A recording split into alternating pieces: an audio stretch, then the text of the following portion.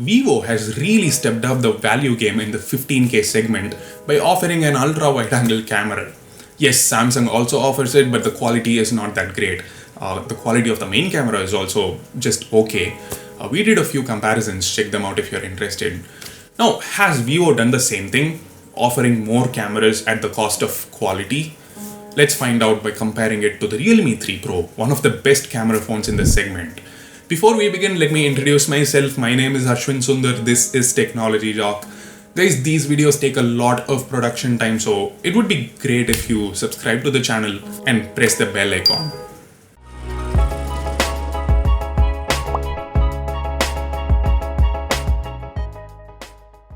A huge shout out to our sponsor Jungly Rummy, a big rummy website with over 50 lakh players. Jungly Rummy offers some huge cash rewards for winners. Now, it's not illegal, it's a game of skill, not a game of chance.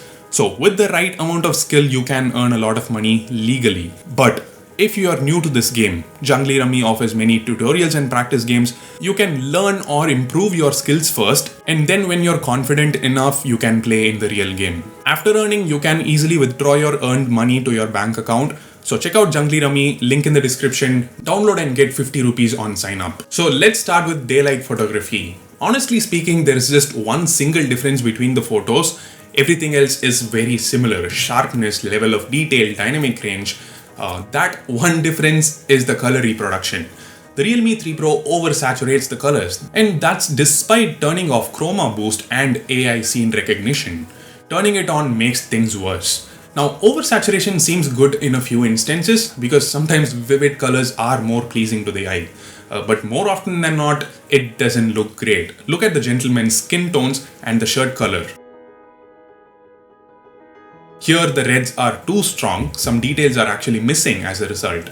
Now, the Z1 Pro also has an ultra wide angle camera and the quality is quite okay.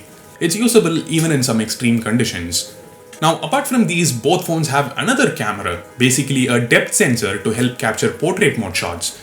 Here, once again, the Z1 Pro is showing its image processing prowess. The dynamic range is noticeably better. Look at the sky in the background. On the Realme 3 Pro's portrait, it's blown out. As in, the whiter regions have no detail, they are completely overexposed. On the Z1 Pro's portrait, they are quite clear. And of course, the difference in colors plays a major role in differentiating these images. My mom's skin looks too orangish on the Realme 3 Pro's portrait. In terms of detail, edge detection, background blur, there's not much difference. Moving on to selfies, the Z1 Pro's 32 megapixel selfies definitely look sharper, but it's a result of a bit of over sharpening, as in software sharpening. The Realme 3 Pro's selfies look naturally sharp. And unlike rear camera images, the Realme 3 Pro's selfies have good colors. A little bit of green hue, but not a big deal. The extra contrast also makes it look slightly better.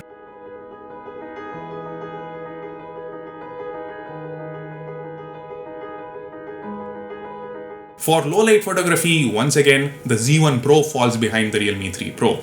It does manage to come close in many instances, but when the conditions are bad, when the lights go down, it's the Realme 3 Pro that manages to capture usable images. A lot more details are captured. The color reproduction is also better. The same goes to night mode images.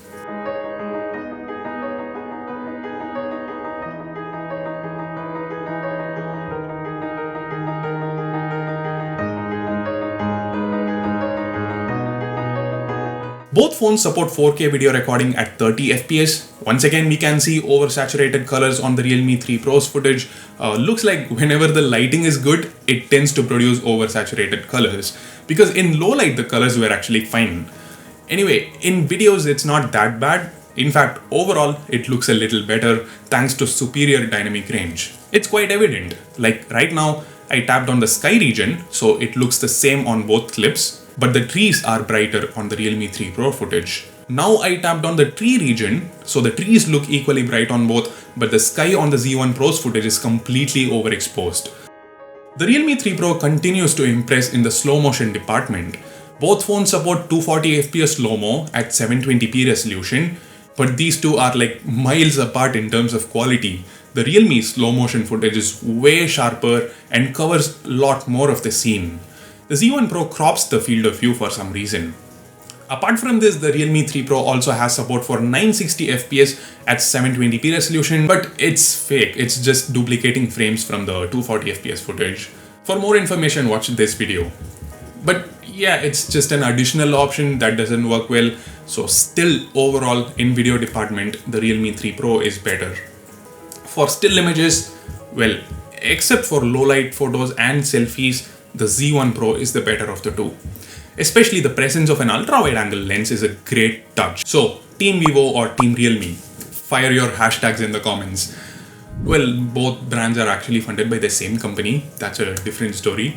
By the way, guys, I'm working on a bunch of exciting videos different from these typical smartphone content. So do subscribe to Technology Jock and press the bell icon. Don't miss those videos. For now, thanks for watching. Ashwin Sundar here, signing off. See you in the next one. Bye.